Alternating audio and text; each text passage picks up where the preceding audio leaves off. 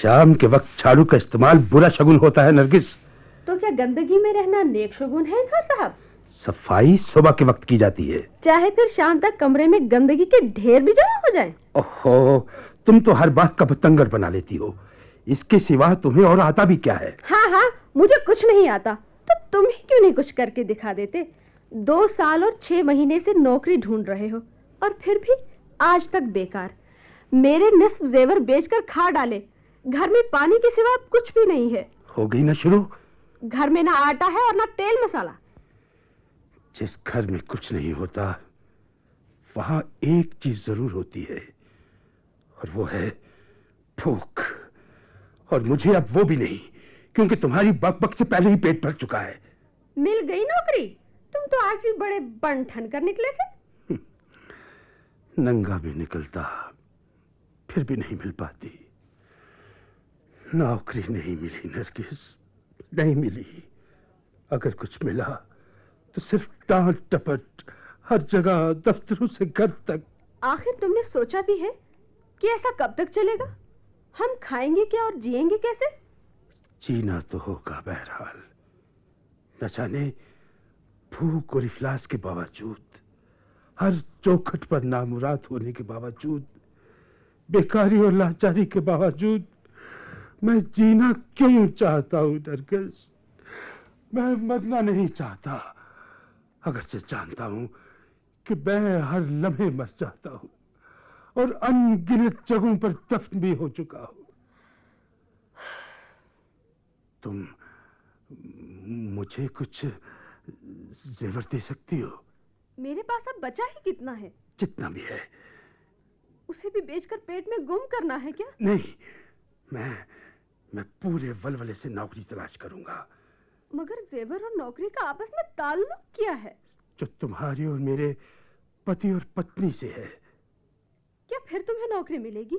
आज तक खाली हाथों से नौकरी की मंजिल तलाश की, सफर ला हासिल रहा, और अगर हाथ में कुछ रकम होगी तो हर कोशिश को उम्मीद से खुद ब खुद ताल्लुक बन जाता है। एक बात मेरी समझ में नहीं आती।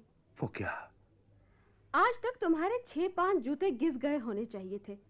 2.5 साल से तुम नौकरी के लिए सुबह से शाम तक पैदल मार्च करते रहे हो, मगर ये तुम्हारा इकलौता जूता आज भी वैसा का वैसा ही है। ये तो वाकई हैरत और ताज्जुब की बात है। मेरी नरगिस। हाँ इजहार साहब। हजारों साल नरगिस अपनी बेनूरी पर रोती है। बड़ी मुश्किल से होता है चमन में इजहार पैदा। बात यह है कि मैं घर से बाहर जूता निकालकर इसे बगल में दबा लेता हूं, और जब किसी दफ्तर में जाता हूं तो वहां पर पहन लेता हूं, और फिर वापस आकर निकाल लेता हूं, और घर की चौखट पर दोबारा पहन लेता हूं। ये पैर भी अजीब चीज है, कितना भी चलो घिसते ही नहीं। क्योंकि ये भी उसी मिट्टी के बने हैं जिस मिट्टी की महक मेरे हौसले में रच बस गई है। न पैर घिसे और ना ही मैं हौसला हारा।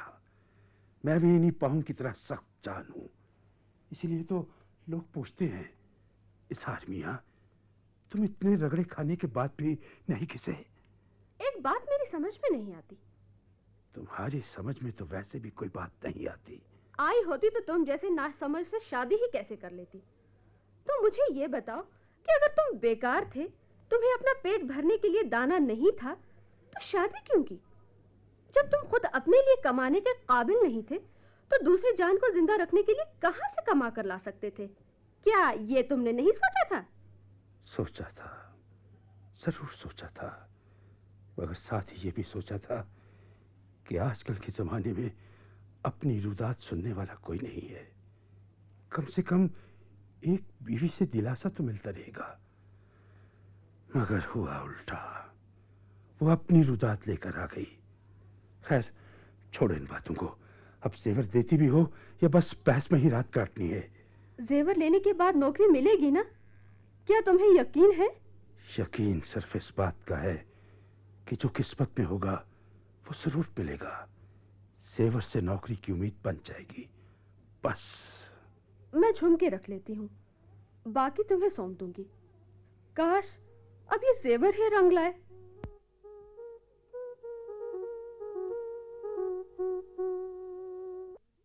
क्या अब भी नौकरी नहीं मिली? मिल गई। मिल गई? शुक्र है। फिर तुम इतने उदास क्यों हो? छलांगे लगाने के लिए कमरे में गुंजाइश नहीं है। कहाँ मिली नौकरी? मेडिकल कॉलेज में इंचार्ज मास्टरी बन गया हूँ। वो क्या होता है? तुम ऐसा समझो लाशों का स्टोर कीपर बन गया हूँ। शुक्र है।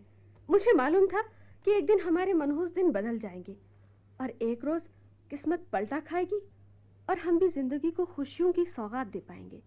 क्या ये इंचार्ज मास्टरी, मेरा मतलब है लाशों का स्टोर कीपर कर सकता है? क्यों नहीं?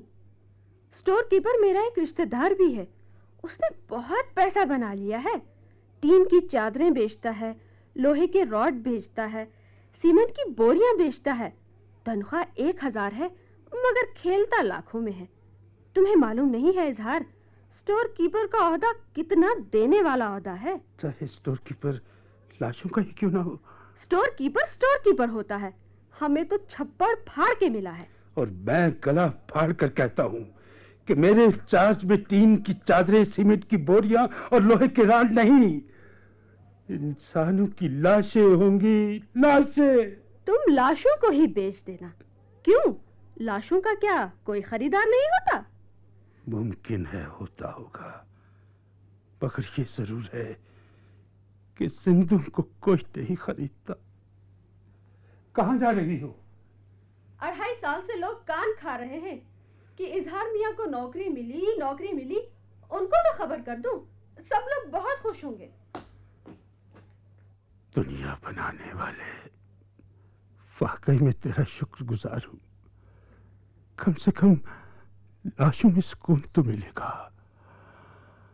सुना है लाशों के होंठ नहीं हिलते। तुम तो जानते हो मेरे सोने के कंगन पेट की नजर हो गए। अंगूठियां और हार तुम्हारी नौकरी में जड़ गए। और झुमके लड्डू की सूरत में वो मेहमान हजम करके जो मुझे नौकरी लगने पर मुबारकबाद देने आए थे। अब मेरे पास कुछ भी नहीं है जिसे जेवर के नाम पर पहन सकूं। उम्मीद तो ये थी कि तुम्हें मुलाजमत मिलेगी, तनख्वाह से घर का खर्च चलेगा और ऊपर की आमदनी से जेवर बनवाऊंगी।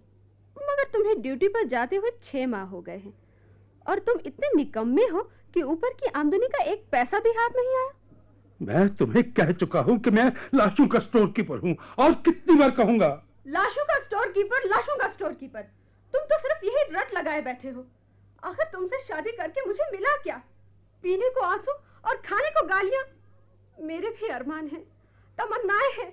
मैं सिसक कर और तड़प कर जिंदगी नहीं गुजार सकती। तो तुम ही बताओ नरगिस, मैं क्या कर सकता हूँ? जो सब कर सकते हैं, पैसे कमाओ, 2 हाथों से, तरीका जो भी हो। जिंदगी के लिए पैसा नहीं तो मौत बेहतर है। तो क्या लाशों को बेच दूं? हाँ, लाशों को बेच दो। आ गए दफ्तर से? हाँ। ये इस थैले में क्या है? लो, खुद ही खोल कर देख लो। ये क्या है? क्या तुमने नहीं देखा? ये तो किसी इंसान की टांग है। तुम्ही ने तो कहा था ना कि लाशों को बेच दो। आज मैंने एक लाश की टांग काट दी है। तुम इसे बाजार में बेच दो। तुम पागल हो गए हो। इंसान की टांग कोई खरीदता है क्या? तो क्या खरीदता है? इंसानी लाशों के पेट काट दूं, आंखें निकाल दूं या उनके हाथ पांव ला के दे दूं? तुम बाजार जाकर देखाओ कि इंसान की किस चीज का भाव है, मैं वही ला के दे दूंगा। तुम्हारा जहनी तवाजुन अब पूरी तरह से बिगड़ चुका है इजहार। तुम बिल्कुल पागल हो गए हो। मैं तुम्हारे साथ अब एक पल भी नहीं ठहर सकती। तुम किसी दिन मेरे भी टुकड़े टुकड़े कर सकते हो।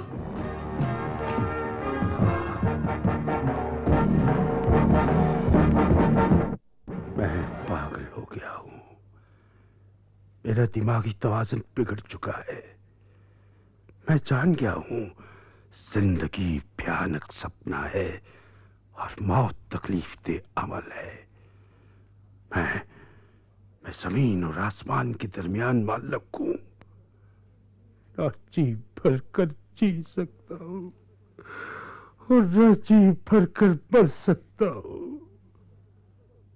तो फिर मैं कौन हूं, क्यों हूं, क्या हूं मैं, कहां हूं? मैं होकर भी नहीं हूं और नहीं होने के बावजूद जरूर हूं। मैं उस आग में सुलग रहा हूं जिसके शोले जाहिर नहीं है। मैं आखिर क्या हूं?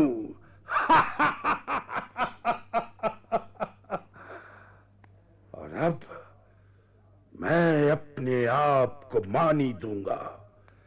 मैं अपनी कायनात खुद तख्लीक करूंगा।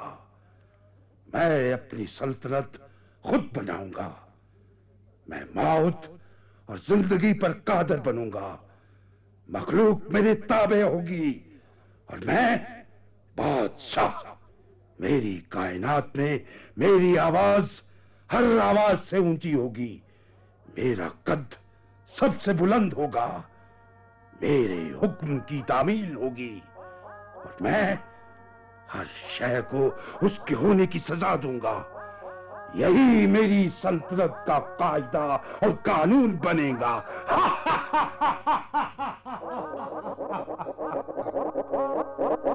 यहां मेरी सल्तनत का दरबार लगेगा। हाँ, मगर पहले इन कुर्सियों को सलीके से रख दो।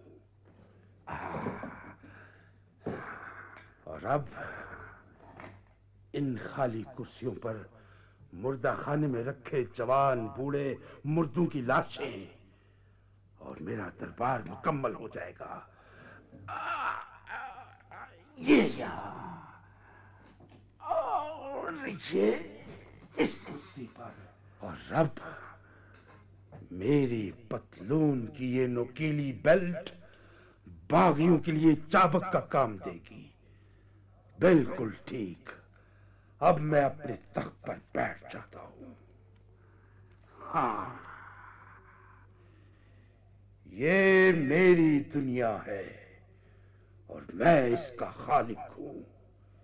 इस खामोश सल्तनत का बेताज बादशाह हूं मैं।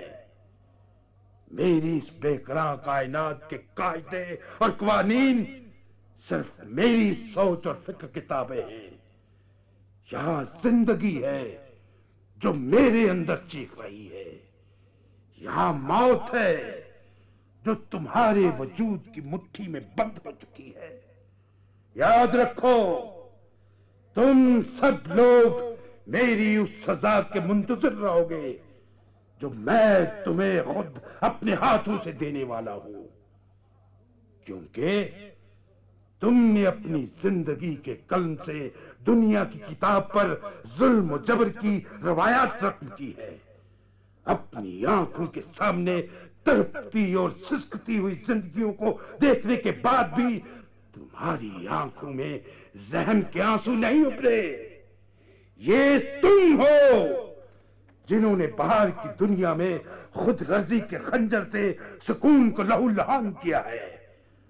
गोश्त और हड्डियों से बने हुए ढांचों, क्या तुम्हें मालूम न था कि एक दिन तुम सबको मेरे दरबार में जमा होना है? मैं इसलिए पैदा हुआ कि तुम्हारे होने की हुर्मत को ढा सकूं, तुम्हें इतना जलील करूं कि जमीन और आसमान कांप उठे। है किसी में हिम्मत जो आज मेरे हाथ को रोक सके? किसी में वो ताकत नहीं है जो आज मेरे खिलाफ अपनी जबान को हरकत दे सके।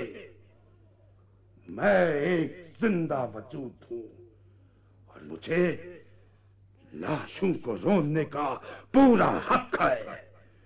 मेरे हाथों में हरकत है और तुम सब बेबस हो। मेरे पास चाबुक है और तुम में खड़ा होने की कुव्वत नहीं।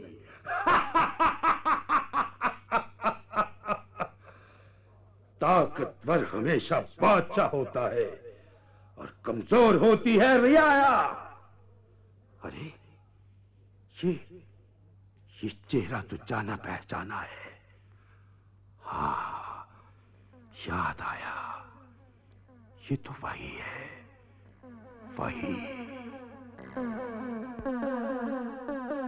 हाँ, क्या चाहिए तुम्हें? बहुत परेशान हूँ सर। इसका बेहतरीन इलाज खुदकुशी है। मुझे अपने दफ्तर में कोई नौकरी दे दीजिए साहब। बस इतनी तनख्वाह चाहिए कि 2 आदमी जिंदा रह सके। क्या तुमने बाहर नो वैकेंसी का बोर्ड नहीं देखा? मैं बहुत मजबूर हूँ जनाब। तुम अगर मजबूर न भी होते फिर भी मुझे तुमसे कोई गर्ज न थी। तुमने मेरे कई कीमती लम्हात जाया कर दिए, इसलिए अब गेट आउट फ्रॉम हियर।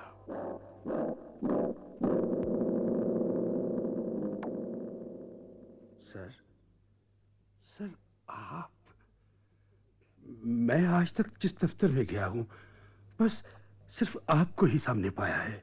और आज के बाद भी अगर किसी दफ्तर में गए तो वहां भी मुझे ही पाओगे। शायद आज के बाद और किसी दफ्तर में जाने की नौबत ही ना आए। वो क्यों? क्योंकि आज मेरे हाथ खाली नहीं है। तुम मुझे रिश्वत देना चाहते हो? हाँ। और तुम्हें इतनी भी तमीज नहीं कि एक ऑफिसर को बराह रास्त रिश्वत नहीं दी जाती है? अरे भोले भाई, ये रकम किसी दरमियानादार के हाथ भेजी जाती है और अगर वो न मिले तो ऑफिसर के घर उसकी मिसेस को सौंपी जाती है। खैर, अब तुम सीधे मेरे पास आ ही गए हो, इसे ड्रॉअर में रख दो। देखो, मैं तुम्हारे पास इजहार नाम के एक शख्स को भेज रहा हूं, उससे एप्लीकेशन ले लो और लाश घर इंचार्ज का जो पोस्ट खाली है उसके लिए इजहार का ऑर्डर बनाओ। Treat it urgent. कमीने, रिश्वतखोर, बेरहम, बाजी, क्या तुम्हें मालूम न था कि एक दिन तुम्हें भी मेरे दरबार में हाजिर होना होगा और अपने गुनाहों की सजा पानी होगी? कल मैं बेबस था और तुम ताकत के नशे में चूर। आज मैं ताकतवर हूं और तुम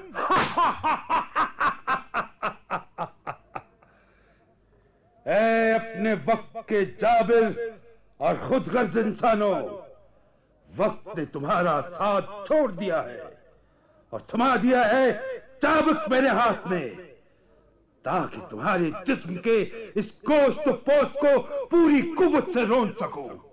मैं तुम्हारे इसी जिस्म की पूरी हिकारत और नफरत से बेहुर्मती कर रहा हूं।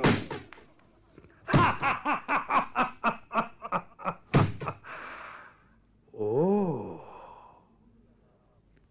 तुम भी यहां मौजूद हो?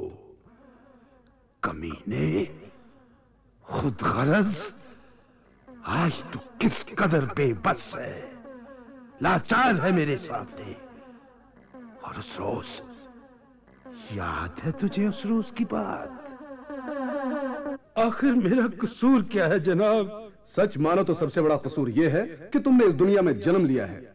ये मेरा कसूर नहीं है, मैं 2 इंसानों की खुदगर्जी का गुनाह। तुम जो भी हो, मेरा कहा मानो।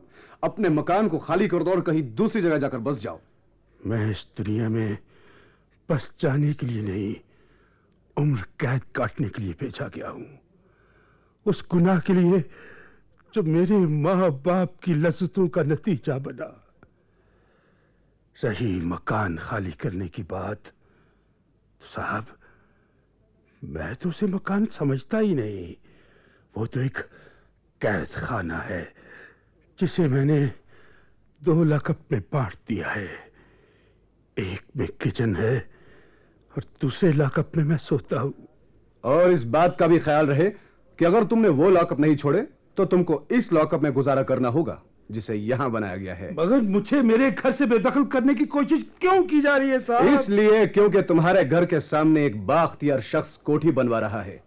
सामने तुम्हारा कैद खाना हो तो कोठी का हुस्न मुतासिर होगा, बाख्तियार शख्स के बच्चों की नफ्सियात पर बुरा असर पड़ेगा।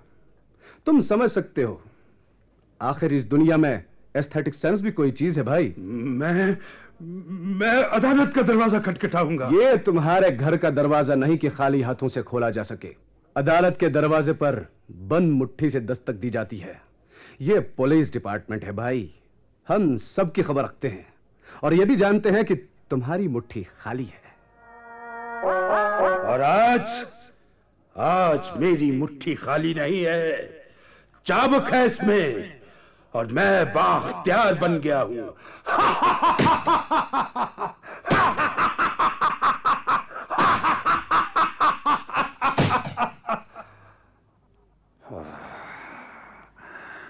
तुम्हारे बदन से बदबू उठ रही है।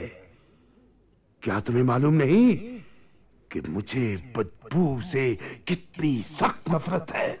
मैं जानता हूं कि तुम इस बदबू से मुझे बाहर धकेलना चाहते हो, मगर नहीं, मैं तुम्हें ऐसा नहीं करने दूंगा।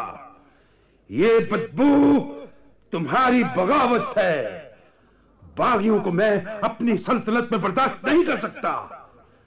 मैं तुम्हें सजाए मौत देता हूं।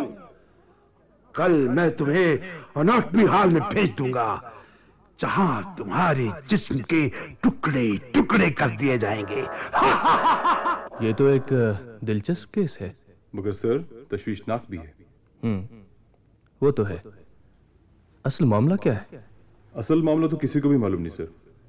मेरी नोट्स में सिर्फ ये बात आई है कि इजहार मॉर्चरी में जाकर अंदर से कमरा बंद कर लेता है और फिर तमाम कैडेवर्स, मेरा मतलब है डेड बॉडीज को एक एक करके कुर्सियों पर जमा लेता है और उसके बाद उनको बुरी तरह पीटता है। बहुत सी लाशों की खाल तक फट चुकी है सर। लगता है कि वो पागल हो गया है।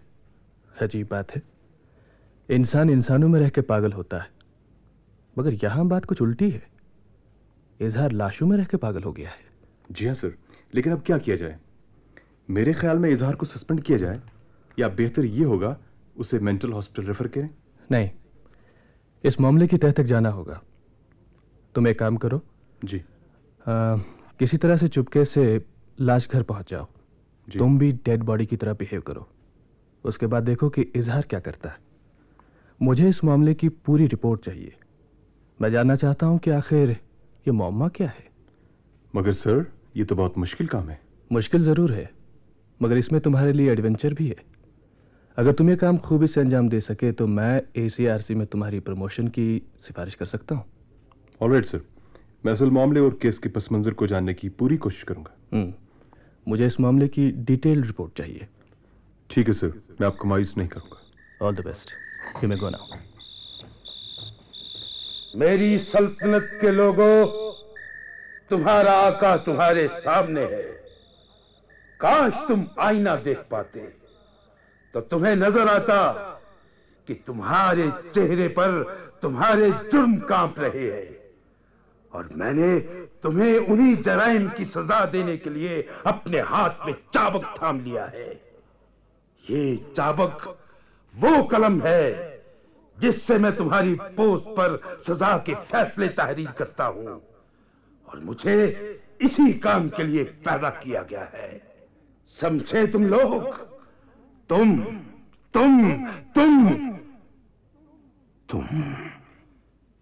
नरगिस। आखिर तुमसे शादी करके मुझे मिला क्या? पीने को आंसू और खाने को गालियां। मेरे भी अरमान हैं, तमन्नाएं हैं। मैं सिसक कर और तड़प तड़प कर जिंदगी नहीं गुजार सकती। शुक्र है मुझे मालूम था कि एक दिन हमारे मनहूस दिन बदल जाएंगे। एक दिन किस्मत पलटा खाएगी और हम भी जिंदगी को खुशियों की सौगात दे पाएंगे। हाँ नरगिस, हाँ, हमारे दिन बदल गए नरगिस, बदल गए। देखो देखो, चारों तरफ देखो, ये मेरी सल्तनत है, मेरी सल्तनत। ये लोग, ये सब मेरे सामने बेबस और मजबूर हैं। मैं इनका आका हूं, इनका बादशाह। नरगिस, अब हम लाचार नहीं, मुफलिस नहीं। मैं इन लाशों का शहंशाह हूं। तुम मलिका हो मेरी रानी। तुम कहो तो एक एक सर काटकर तुम्हारे कदमों में फेंक दूं। जानती हो नरगिस, एक दिन इन लोगों ने ही तुम्हारे इजहार को सताया था, लाचार और मुफलिस बना दिया था। मगर अब ये लोग मेरे रहम के मोहताज हैं। मैं आज इसे पायदान की जगह दे रहा हूं। और ये देखो, ये मेरा चपरासी है नरगिस, मेरे दरबार का दरबान। मैं इसे ऊंचा ओहदा बख्श रहा हूं। नरगिस, यहाँ के हर जर्रे पर मेरा हुक्म चलता है। इन सरहदों में सिर्फ मेरी आवाज पहुंचती है। तुम्हारे इजहार की आवाज, शहंशाह इजहार की आवाज, ये सब मेरी रियाया है। ये भी और ये मालूम नहीं इस लाश की खाल अभी तक बेदाग क्यों है। मेरे हंटर का एक निशान भी इस खाल पर जाहिर नहीं। हैरत है, मैं तो आग हूं। मेरी खासियत है कि मैं हर शय को सियाह कर देता हूं। फिर अभी तक ये लाश सुर्ख सी क्यों है। मेरा हंटर जानता नहीं मैं कौन हूं? नहीं, इन हैबतनाक दीवारों में कहे बुलंद नहीं हो सकते। ठहर जाना फरमान, अब इस डंडे से तुम्हें सजा दी जाएगी।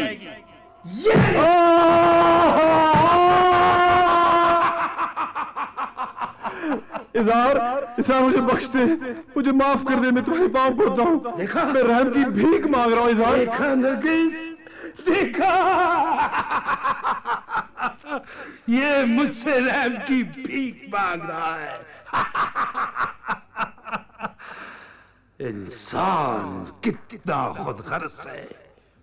जब इसके वजूद पर ताकत का नशा छा जाता है तो अपने हाथ दूसरों के गरिबान तक ले जाता है, और जब अपनी जान पर बनाती है तो वही हाथ दूसरों के पांव तक पहुंच जाते हैं।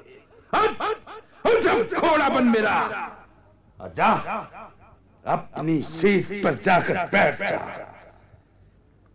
देखा नरगिस, बाहर की दुनिया के लोग मेरे कंधों पर सवार हुआ करते थे, और आज मैं अपनी सल्तनत में इनकी पीठ पर सवार होता हूं। नरगिस, ये बातें शायद ही तुम समझ सको। सियासत की बारीकियां और नजाकतें हैं, हुकूमत के तौर तरीके हैं ये दावपेच। ये सब मैंने बाहर की दुनिया से सीखा है।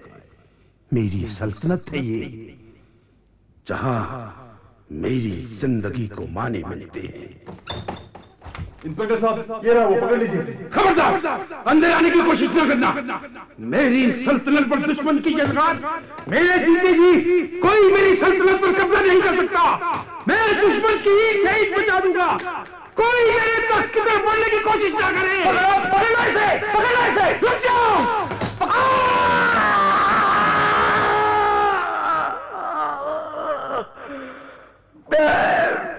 बादशाह, ये मेरी सल्तनत